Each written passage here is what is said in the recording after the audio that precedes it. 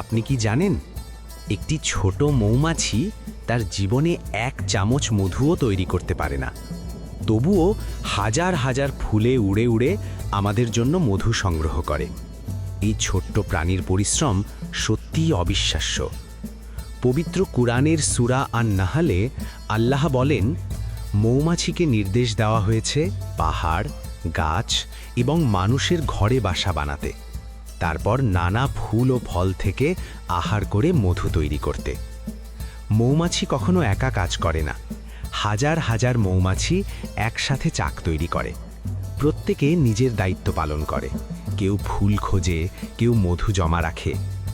কুরআনে আল্লাহ বলেছেন, মৌমাছির পেট থেকে যে পানীয় বের হয় তার মধ্যে মানুষের জন্য রয়েছে শিফা। একটি ছোট মৌমাছি আমাদের শেখায় পরিশ্রম করতে হবে, দলবদ্ধভাবে কাজ করতে হবে, আর মানুষের উপকার করতে হবে।